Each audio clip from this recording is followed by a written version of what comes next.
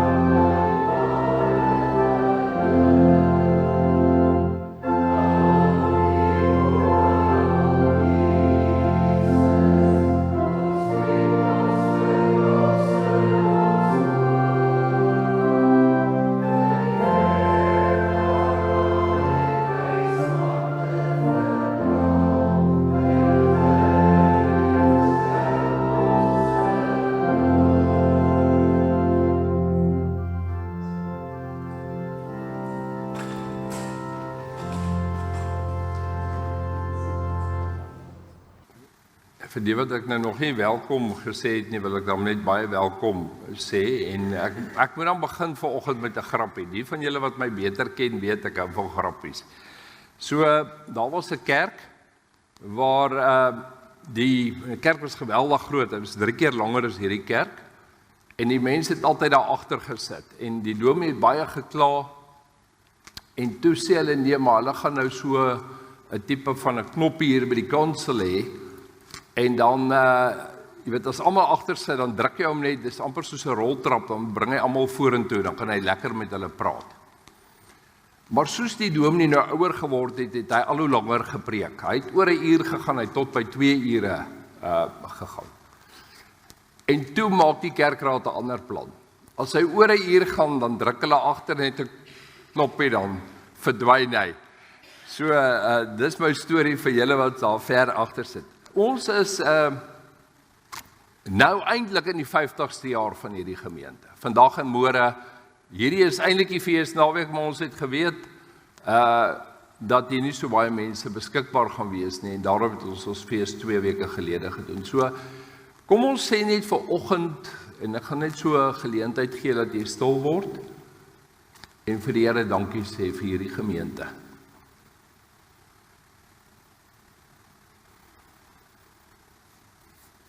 Amen. Nou in elke ouer se hart is daar 2 sake as jou kind in die buiteland bly. Wie van julle het kinders in die buiteland? Kom ons kyk, 'n hele klompie hier. En dis nou weer Vrolie en Bobby se beurt met Solien van Vieren wat Dinsdag Engeland toe gaan. Sy was al daar in Skotland vir 3 jaar, sy gaan spesialiseer verder.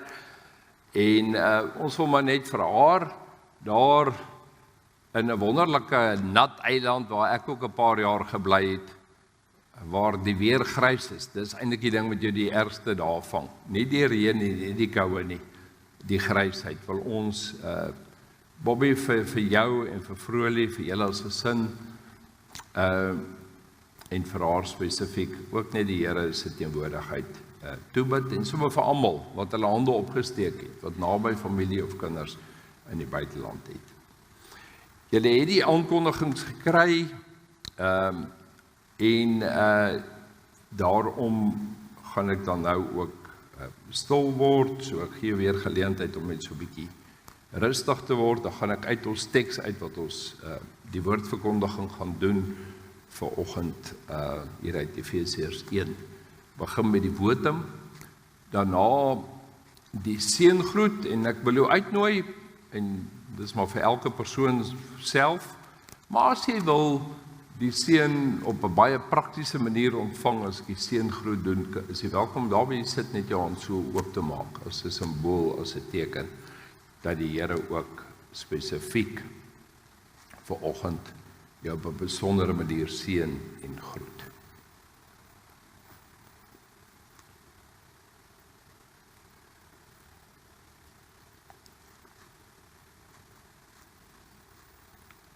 Aan hom, dis Jesus Christus, het God alles onderwerp, hom bo alles verhef, en hom aangestel as hoof van die kerk. Die kerk is sy liggaam, die volheid van hom, wat alles en almal vervul. Amen. Ek wil vanoggend vir jou groet in die woorde van God die Vader, Jesus Christus, sy Seun wat opgestaan het, en ons vier dit, die kragvolle werking van die Heilige Gees wat uitgestort is op Pinksterdag, om jou te vul vanoggend met vrede wat nie in hierdie wêreld bestaan nie. Miskien het jy vanoggend onvrede. Om jou te vul met genade. Dit is verniet geskenke van die Here. Maar God kom ook vanoggend en hy kom wys vir jou sy groot hart. Hy kom raak die onsekerheid, die donker elemente daardie dinge wat jy in die nag gaan dink, kom gee God vir jou. En maak hy ook vir jou hart oop, vol liefde. Ontvang dit vanoggend, liewe gemeente. Dis baie, baie spesiaal vir jou. Kom ons sing dan ons loflied. Ons loflied is uit Vonk 347, strofes 1, 2 en 4.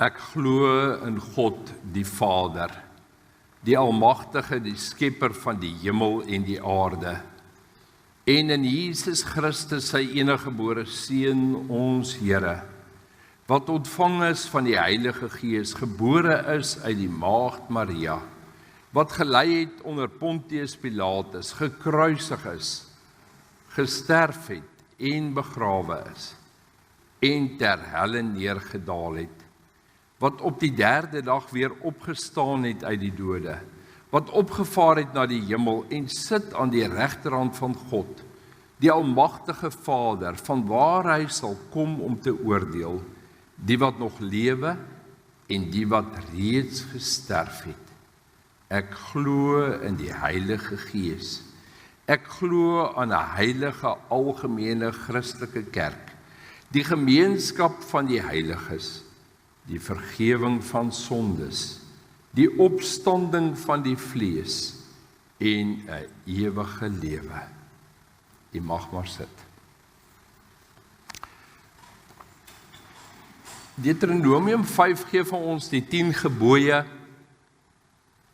wat diep sny, eintlik 'n herhaling is. En onthou, na alle waarskynlikheid is hierdie baie mooi boek, Deuteronomium, gekompileer in die ballingskap, as die ouens soek na hulle identiteit en hulle plekkie. En die taal wat in Deuteronomium geskryf word, is so mooi, maar dan hoofstuk 6, Dominee Gerard sal nou vir julle sê, dis die groot Shema, wat vir ons sê, luister Israel.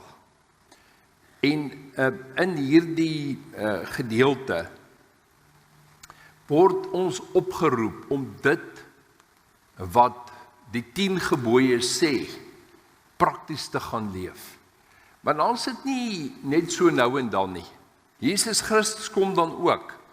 En daarom lees ek en luister nou mooi as hy as die fariseërs vir hom sê, en die skrifgeleerdes, wat is die grootste gebod in die wet, dan haal hy die Shema aan, luister Israel, dit het hulle goed geken, hulle het geweet, dis die kern, so hy het nie net vir hulle een wet uitgehaal nie, hy het uiteindelik 'n lewenstyl uitgehaal, en dit vanoggend, is die konfrontasie, in jou en in my lewe, kom ons luister weer saam, luister Israel, die Here is ons God. En hier kom die eerste gebodsom in. Hy is die enigste Here. Daarom moet jy die Here jou God lief hê met jou hele hart en siel en met al jou krag. Hierdie gebooie, hierdie 10 gebooie wat ek vandag gegee het, moet in jou gedagtes bly. Maar luister nou mooi, dit moet nie net hier wees 'n dingetjie wat ek en jy nou en dan aandink nie. Jy moet dit inskerp, dis soos 'n skerp mes, né? Jy moet dit inskerp by jou kinders. Nou gaan dit na die tong toe, nie net die brein nie. Jy moet met hulle daaroor praat in jou huis. As jy eet met ander, as jy TV kyk, as jy rugby kyk, as jy lief is vir mekaar, dan moet jy sê maar daar is 'n God in die hemel, hy is die enigste Here. As jy in jou huis is, en as jy op pad is, ons luister nie East Coast nie, ons dink aan die Here. Ek het dit nou al begin doen, ek skakel 'n bietjie RSG of East Coast af, en kom weg van die geblær van die lewe, en praat bietjie met die Here. Weet julle, vir my wat so baie rondry is dit 'n fantastiese ding, om die nabyheid van die Here te ervaar as ek op pad is. Maar dis ook daar waar ek stilhou, daar by die huise wat ek kom, moet ons oor hierdie ding praat. As jy gaan slaap, en as jy opstaan. Nou dit beteken ons gaan nie hierdie meneer uithaal, as jy oë oop gaan nie. Dis die heel slegste gewoonte op aarde, om die aand, voordat jy aan die slaap raak, met hierdie ouetjie te speel. En in die oggend die eerste in te check met hom. Jy check by die Here in. Dis wat hierdie teks sê. Jy moet dit as herinneringsteken vasbind aan jou hande. En jy moet dit merk op jou voorkop. Dis hoekom ons doop. Dis 'n merk, dis 'n teken. Skryf dit op jou deurkosyne en op jou stadspoorte. Die Here jou God sal jou bring in die land waarvan hy met 'n eed aan jou voorvaders Abraham, Isak en Jakob beloof het, om vir jou 'n groot en mooi stede te gee, wat jy nie gebou het nie, huise vol voorrade, waarvoor jy nie gewerk het nie, putte, wat jy nie uitgekap het nie, wingerde en olyfboorde. Baie, waar is jy met daai lekker olywe? Dankie daarvoor. Wat jy nie geplant het nie. En jy sal kos in oorvloed hê. Maar sorg dat jy dan, as dit met ander as jy al hierdie goed het, die Here nie vergeet wat jou uit Egipte, uit die plek van slawerny bevry het nie. Jy moet die Here eer en dien, en net in sy naam 'n eed aflê. Sny diep, né? En as jy nagelaat het om dit te doen, met jou kinders, jy het hard gewerk het, jy het te besig was met ander goed, dan het baie van ons die kans met ons kleinkinders. Want nou is pa en ma te besig, né? En as ons ver van hulle af is, as hulle in die buiteland sit, dan moet ek in die oggend as ek my oë oopmaak, tot die lewende God bid en intree vir my kinders en my kleinkinders, vir my hele groter familie, wat vasgevang is in sonde en ellende, wat te besig is, om by God uit te kom. Dis wat die Here vanoggend sê, ek gaan vir jou geleentheid gee, om net so 'n bietjie met die Here te praat oor dit. En dink bietjie, sien bietjie 'n prentjie waar jy miskien gefaal het in jou lewe en vra vanoggend vir die Here vergifnis daarvoor.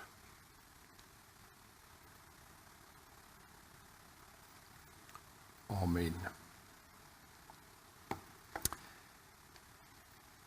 Almal van ons is in 'n mindere of meerdere mate in kennis oor Paus Franciscus wat gesterf het. Nou kom ek plaas vanoggend gou vir julle iets in perspektief. En as julle iets goed wil sien en jy toegang het tot Netflix, dan sal jy sien, daar is 'n Netflix film, The Two Popes, wat oor die laaste 2 popes gaan, oor Franciscus en die vorige ene, en ook die interaksie en die klem en die verskille. En ek en Alida het hierdie week nou daardie fliek gekyk, en dit het my so beïndruk en aangegryp, dat ek het definitief in die kort in die onmiddellike toekoms weer gaan kyk. Nou, laat ek gou net iets oor die Rooms-Katolieke Kerk sê, want onthou, ons het in die tyd van verwoord groot geword van julle, en daar het ons een woord gehoor, die Roomse gevaar.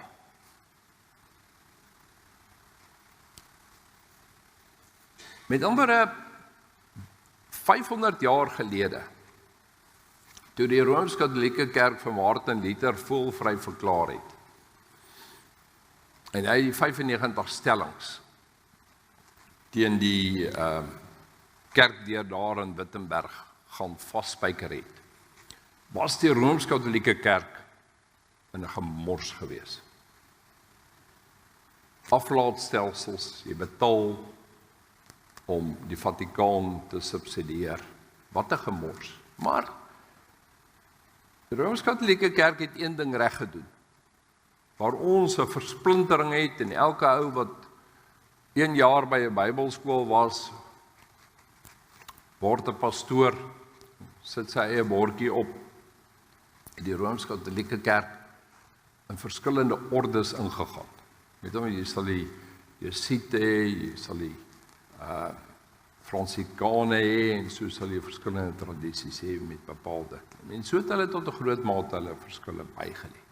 Maar wat baie min mense weet, hulle hou vas aan daardie een ding, en dis ook in ons ingeskerp, is 150 jaar na die reformatie, was daar 'n kontra-reformatie. Die van julle wat julle kerkgeskiedenis ken, met anders so 350 jaar gelede, het die Rooms-Katolieke Kerk deur groot transformasie gegaan, en het hulle klomp van daai foute van die tyd van Martin Luther gaan regstel. So dis die eerste punt, die kontra-reformatie, met omdat die teenreformatie. Hulle het gesê, wat doen ons verkeerd, dat soveel mense na die protestantse geloof toe gaan. Die tweede is Vatikanum II, wat hier in die laat 50er jare en die 60er jare begin het. Juis in daardie tyd het hulle 'n klomp van die sake reggestel. Met maar dit wat julle in die 60 gehoor het, was juis in die tyd toe hulle probeer het om uit die modder uit te kom as 'n kerk. Dit beteken dat Latyn nie net die voertaal is nie, dat hulle in elke land in die taal wat die mense woon kan bedien. Maar kan julle nou dink as ek nou vanoggend met julle Latyn gepraat het? Wie van julle sou dit verstaan het? Wie van julle het ooit Latyn studies gehad? Ja, ek kan so 1-2 hande, maar ek moet vir julle sê, Latyn 1 of Latyn spes gaan nou ook nie ver help nie. As jy hom nie prakties doen nie, dan het jy moeilikheid. En weet julle hoe dankbaar is ek dat ek nou vanoggend hierdie diens in ons hartstaal Afrikaans kan praat en nie in Latyn nie. So, dis die volgende ding. Die tweede opmerking wat ek wil maak is dat hierdie Vatikanum II 'n klomp van die sake reggestel het. kom ons sê die beelde, want onthou as jy in Latyn is, moet jy beelde hê, want anders te verstaan jy niks. Nou dat hulle kan hoor as die beelde op die agtergrond is, dit is simboliek. So ek is nou nie hier 'n advokaat vanoggend van die Rooms-Katolieke Kerk nie, maar dit is 'n wêreldgebede. Net bietjie vir julle statistiek, daar's 8.1 biljoen mense vandag op aarde. 8.1, en hoeveel daarvan behoort in die Rooms-Katolieke Kerk? 1 uit elke 6 mense is lid van die Rooms-Katolieke Kerk. Almal is natuurlik nie aktief nie, maar 1.36 biljoen mense behoort aan die Rooms-Katolieke Kerk. Die totale Christene vanoggend 31% van die wêreldbevolking, wat sê hulle is Christene, of hulle dit nou prakties leef, weet ons nie. 2.4 biljoen mense. Met ander, die 1.3, meer as die helfte, is Rooms-Katoliek vanoggend. Maar nou die statistiek, wat my 2 rennies laat kou het, hierdie week toe 'n bietjie nagegaan het. 25% van die wêreldbevolking op hierdie moment is Islam. 1 uit 4 mense, 2 biljoen mense. Sien julle waarheen gaan dit? Ons het 1 of 2 kindertjies, hulle het 8 of 10. En hierdie is die groot gevaar. Dit in 'n week, as ons ook gister die begrafnis van Paus Franciscus gehad het. En nou wil ek sommer sê, wat is die kanse dat Paus Franciscus uit die dood sal opstaan? Baie naby aan 0. En baie keer vergeet ons dat hierdie verteenwoordiger van God op aarde, volgens die Rooms-Katolieke Kerk, net 'n mens is. En daai Netflix film wys dit vir ons so, die stryd wat mense het, ons eie sondigheid, ons eie gebrokenheid. En ek as 'n dominee weet dat ek elke dag van my lewe voor die Here moet gaan staan, dat ek elke dag moet 'n stryd hê teen sonde, moet ek elke dag dit bely. As Jesus Christus uit die dood uit opstaan, moet ons besef dat God die Vader onbeperkte krag aangewend het. Daarom ook die tema vanoggend van ons prediking. God die Vader wek Jesus Christus met radikale krag uit die dood uit op. En ek gaan vanoggend vir julle 4 Griekse woorde leer. En as jy nou 'n stukkie pen en papier het, of jy kan selfs agter in jou Bybel skryf dit neer. Ek kan dit ook vir julle later uitstuur. Die 4 dimensies van God se krag. En luister dan nou fyn, want ek gaan vir jou 5 versies lees uit Efesiërs 1 vanaf vers 18 tot 23, maar kom ons bid net saam. Here, ons sê Here, as ons vanoggend voor U verskyn, is ons so nederig, kom bely ons eie gebrokenheid, ons eie swakheid, ons eie sin, wat baie keer in die pad staan, Here, dat ons U nie regtig kan ken nie, dat ons U nie regtig naby ons het nie, dat ons nie ons kinders ingeskerp het, dat daar net een God is nie. Is ons in 'n wêreld waar dit oor die self gaan, oor individualisme is die mooi woord, en wil ons dit kom bely. Here, wil ons vanoggend van ons eie troontjies afklim, wil ons bid vir die Rooms-Katolieke Kerk, wat 1.3 biljoen mense het, Here, wat vanoggend miskien hartseer voel oor die paus, maar wil ons bid, Here, dat die krag van die Heilige Gees in elkeen van daai mense vanoggend sal inbreek, soos wat die krag van die Heilige Gees werk in hierdie wêreld. Dat God die Vader, daai 2 biljoen mense wat Islam aanbid, wat sê Jesus Christus is nie die verlosser nie. Here, dat U met die krag van God die Vader, daai opstandingskrag, daai radikale krag in daai mense se lewens sal werk. Here, maar kom ons neem dit sommer naby aan ons, spreek nou met ons, Here. Dat ons net weer begrip kry hoe groot U is en hoe kragtig U is. En dat U in ons lewe en in ons gesinne en in ons tyd 'n God wil wees wat insny en inbreek in ons gebrokenheid. Ons eer U, Here, in Jesus se naam. Amen. Efesiërs 1 vanaf vers 18. Nou luister fyn. Ek bid dat hy julle geestesoë so sal verhelder dat julle kan weet watter hoop sy roeping inhou en watter rykdom daar is in die heerlike erfenis wat hy vir die gelowiges bestem het. En nou vers 19. En hoe geweldig groot sy krag is, wat hy uitoefen in ons, en hier is die voorwaarde, wat glo.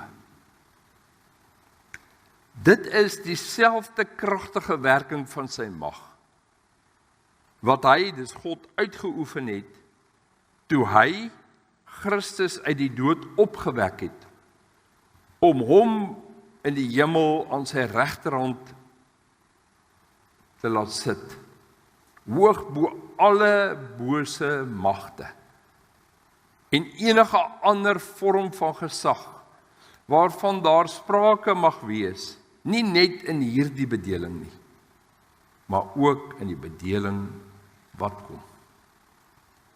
Aan hom het God alles onderwerp, hom bo alles verhef, en hom aangestel as die hoof van die kerk, nie die paus nie, maar Jesus Christus self.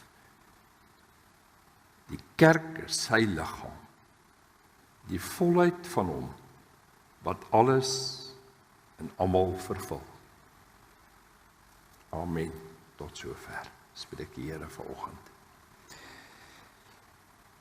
Maar dan is in daai prentjie van die oog, kan jy vir ons opsit. Hier aan die een kant, daar sien jy die oog van 'n mens wat kyk, en ek wil vanoggend vir jou vra, waarna kyk jy?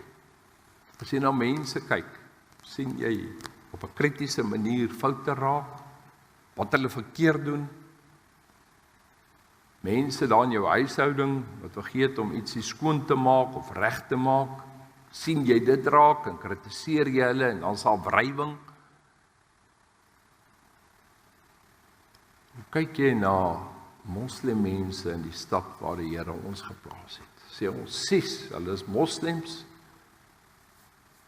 en is jy ongemaklik as jy 12 uur op 'n Vrydag wil gaan shopping doen, en dit toe is, vir al daai Vodacom winkeltjie waar ons altyd gaan, of kyk jy deur die oë van die Here Jesus Christus, en dis wat daai klein seentjie doen, gevul met engele. Nou, hierdie kom uit die Bybel uit, ek wil jou net herinner. Ek bid dat hy julle geestesoë so verhelder. Geestesoë. En ek nooi jou vanoggend in opdrag van die Here in 'n ruimte in waar jy anders te kyk na die lewe. Waar jy nie kyk na die gebrokenheid en die foute van die mense en perfeksionisties kyk wat verkeerd is en hoe vinnig jy dit kan regstel nie. Want dis die oog van die wêreld.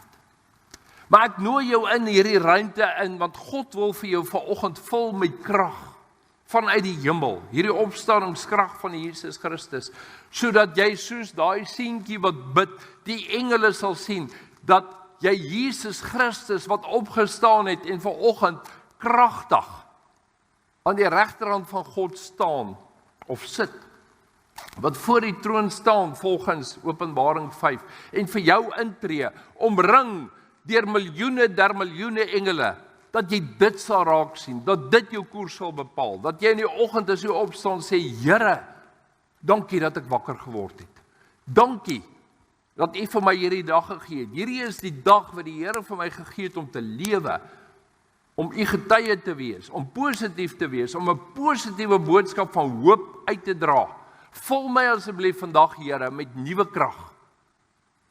En maak jy die ou stywe spiere, wat ons almal ouer word, tog bietjie meer soepel, sodat ek met energie uit die bed uitspring en sê, hierdie dag het die Here vir my gegee, sodat ek die evangelie kan uitdra en die hoop van Jesus Christus, want dis wat hierdie vers sê, ek bid dat hy, dis God, julle geestesoë so sal verhelder, dat julle weet is 'n belangrike ding, ek twyfel nie daaroor nie, ek weet watter hoop sy roeping inhou, en watter rykdom daar is, in die heerlike erfenis. Weet julle, mense spandeer duisende rande, en soos wat hulle ouer raak, bekommer hulle mors dood, wat gaan in my testament staan, en gaan my ou geldjies hou, totdat ek my laaste asem uitblaas, en die mediese rekeninge, wat my so verswelg, en ek kan nie by daai plek gaan vakansie hou nie, en ek kan nie meer by Dash van Woolies koop nie. En nou dat Checkers opgegradeer is, raak Checkers ook dierder, en kan ek nie daar kom jy, Shoprite, hier kom ek. Nee, want ek het 'n ander identiteit. En God wil vanoggend, met die opstandingskrag van Jesus Christus, en die plek waar Jesus Christus vir jou vat, en vir jou ruk, en vir jou sê, nee. En dit alles begin by my oë. Hoe ek kyk na die lewe, hoe ek deur God se oë kyk na mense, wat my hart dan vol met liefde, wat my tong wegvat van kritiek en van kleinlikheid en van perfeksionisme en van onnodigheid, waar ek mense wat selfs om my is seermaak en fout vind en myself my vriende kritiseer, sodat mense, so wat jy ouer raak, net al hoe meer terugtree van jou? Nee, want hulle sê mos, jy is eintlik maar net as jy oud is, soos wat jy altyd was, jy is net meer so. So as jy vriendelik was, en ons ken almal daai tannetjies, Molly, jy ken hulle, daar waar jy werk, hulle glimlag altyd, en hulle is vriendelik, en hulle is bly, hoekom? Want hulle was vriendelik toe hulle jonger was, hulle is nou op hulle ou dag, net so vriendelik, nog meer so. Maar die ou suurknolle, wat altyd mag gekla het, en wat altyd fout gevind het, hulle is die mees onweerstaanbare mense in die aftreeoorde. Want hulle gaan daai arme raad wat moet toesig hou op die plek waar ouer mense bly, mal maak. Hierdie boom se wortels pla my. Hierdie boom vat die son van my weg. Hoekom het die reën nou weer dit gedoen? Hoekom dit? Julle ken dit. Nee mense, en dan noem ons onsself Christene. En alles begin by die oog. So ek bid vanoggend, ek bid vir Westville gemeente, ek bid vir Durban, dat ons anders sal kyk, dat ons anders sal opstaan, dat ons met 'n ander manier sal kyk na die lewe, en ophou sal kla, en nie negatief sal dink nie. Romeine 12 vers 1 en 2 sê, dat God julle noes, dis baie meer as julle denke, verander, sodat julle weet waaroor dit gaan.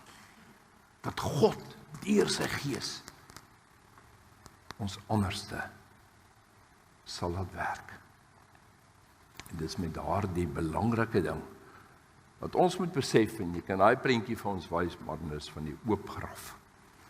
As daai oop graf vanoggend, met die 3 kruise wat daar staan, en die son wat opkom, jou nie inspireer nie. En môreoggend, as jy aangaan met die lewe, en as jy hier teen donderdag kom, en nou is dit alweer 'n klomp volgende dinge wat jou getref het. Die preek is lankal vergete. Dan moet jy daardie prentjie onthou. Jesus Christus wat opgestaan het. Maar nou wil ek vanoggend aan jou die 4 dimensies van God se krag kom bekendstel. Nou Gerard, ek vra verskoning, dis ou nuus vir jou, jy ken hierdie goed beter as ek. Maar heel eerstens is daar 4 woorde wat die krag van God beskryf. Heel eerstens die woord dynamis, en ek gaan nou elkeen verduidelik, die tweede ene, en sê hom so 'n bietjie in jou eie kop, dynamis. Die tweede ene, energia, julle hoor hom sommer, energie, die eerste ene, dynamiet, is daarvan afgelei. Dit weet jy, hier kom 'n groot ontploffing. Dynamis. Energia, energie. Dis waar die woord energie vandaan kom. Die derde ene gaan julle ook onthou. Mense sê mos nou altyd, ek het my naam krater gemaak, né? Dit beteken op 'n groot manier het jy nou skande gemaak. Kratos is die derde woord. En die vierde ene, iskus of iskus. Hierdie 4 woorde, kom ek sê dit weer, dynamis, dynamiet, al onthou jy net dynamiet, God is dynamiet. Energie, energia, kratos, ek het my naam krater gemaak, en amper soos Jesus, iskus, kan jy dit ook uitspreek. Nou wat beteken dit?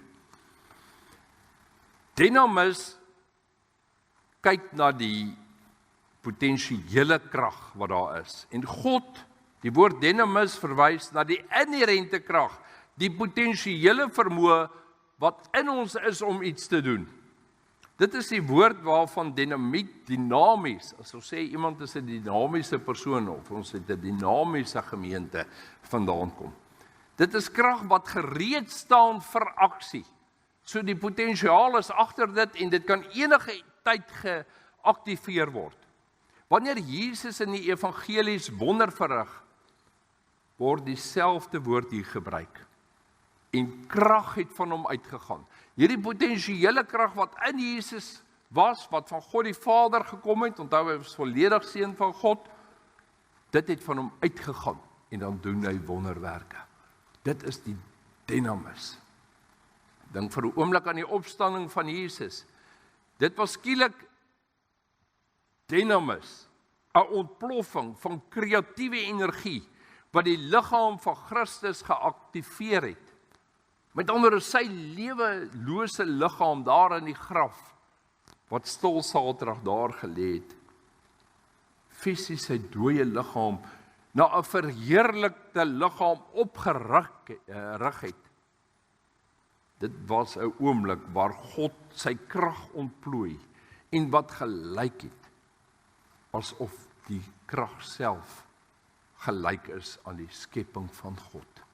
Ek kan nie glo dat mense hoegenaamd kan twyfel wat die grootte God wat hemel en aarde gemaak het, nie Jesus Christus uit die krag uit die graf uit kon opgerig het. Maar hierdie dynamis, en dit is die goeie nuus vanoggend, liewe gemeente. In vers 19 sê Paulus juis, dat hierdie dynamis is vir ons wat glo, in vers 19. Dieselfde krag wat Jesus uit die dood uit opgewek is deur God, is nou vir ons wat glo. Dit is beskikbaar in jou lewe vandag.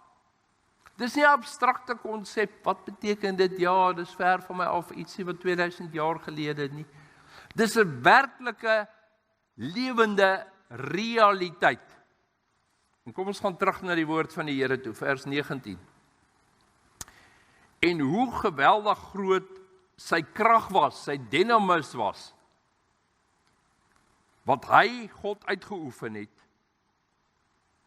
in ons wat glo.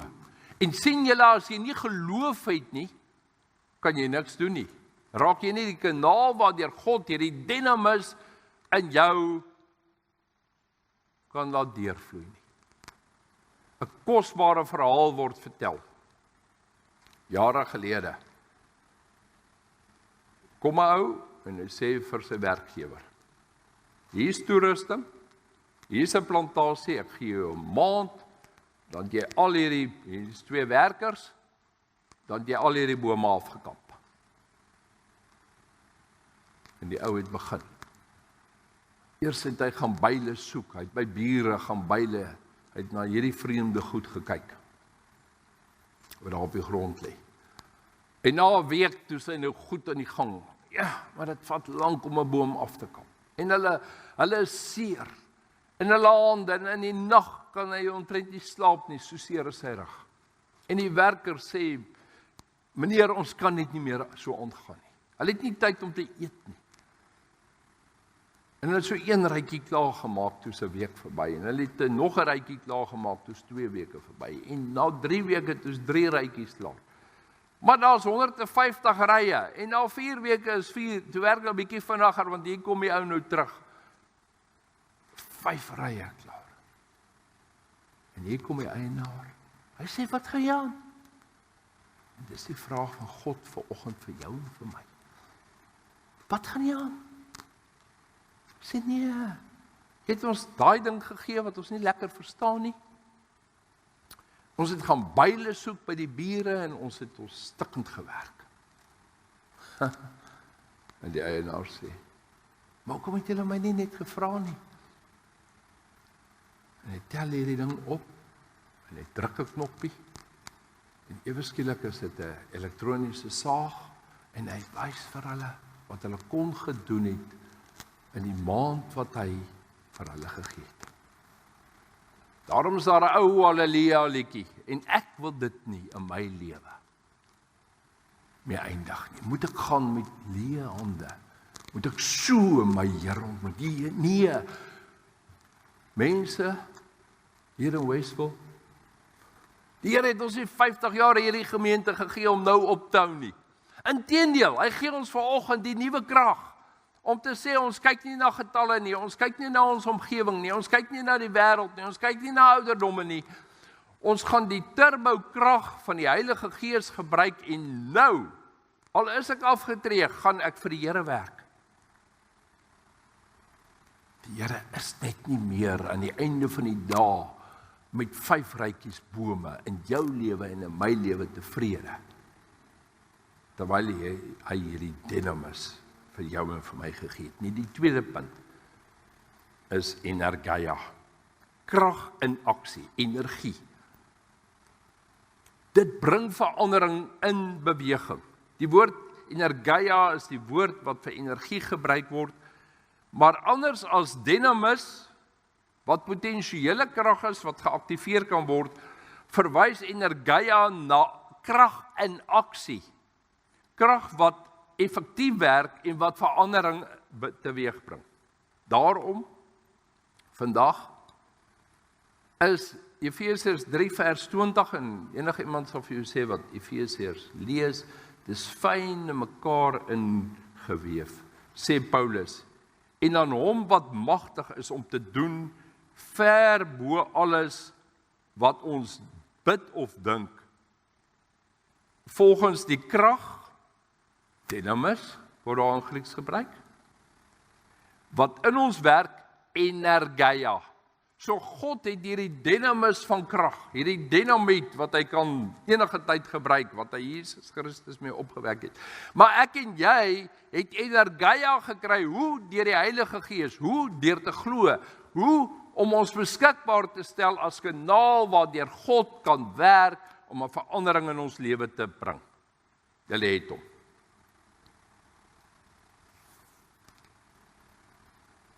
Kratos. God se heersende krag. Die woord kratos verwys na heersende krag, uitvoerbare krag, die krag wat beheer uitoefen. Dit is die woord wat gebruik word om mag van 'n koning of 'n heerser te beskryf. En nou moet ons baie mooi kyk, want hier is Paulus eintlik besig om die keiser se naam krater te maak. Luister baie mooi. Hy sê, dit is dieselfde kragtige werking van sy mag, wat hy uitgeoefen het toe hy Christus uit die dood opgewek het, en om na die hemel aan die regterhand van God laat sit het. Hoog bo alle bose magte. Met ander woorde, kom steek vir die duiwel en die bose aanslag en al hierdie bose goed in die wêreld tong uit. Want Jesus sit vanoggend bo alles. Met ander woorde, hoog bo alle magte. En enige ander vorm van gesag. Enige ander vorm van gesag. Weet julle, die keiser wou so graag God gewees het. Hulle moes hom aanbid het. Hulle het gesê hy is Kyrios. En hier kom Paulus en hy sê, maar Jesus Christus is die Kyrios. Hy is die Here. Hy is die een wat bo alles is. Selfs die mag van die paus vanoggend of van die keiser. Enige ander vorm van gesag waarvan daar sprake is in die hemel, in hierdie bedeling of die bedeling wat kom. Maar hy sê nie net dit nie. Hy sê hier in vers 22, aan hom het God alles onderwerp, elke dingetjie.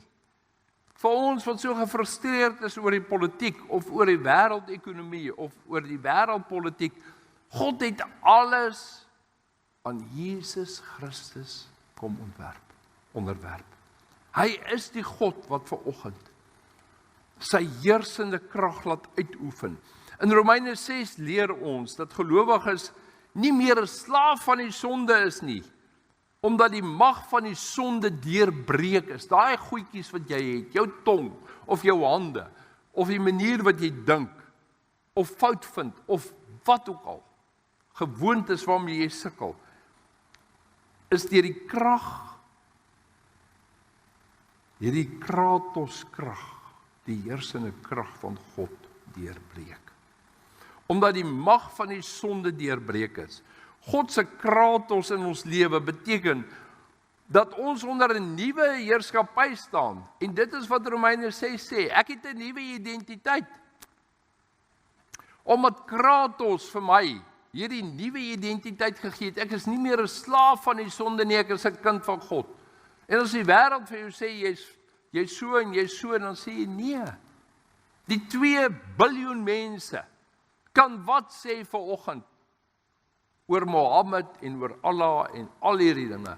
Maar ons weet wie ons is. En deur wie se bloed en deur wie se autoriteit ons in hierdie wêreld optree. Ek sluit af. Hierdie Jesus. Dis God se fundamentele sterkte. Die 4de woord wat krag beskryf. Die woord iskes verwys na die innerlike, persoonlike sterkte of krag.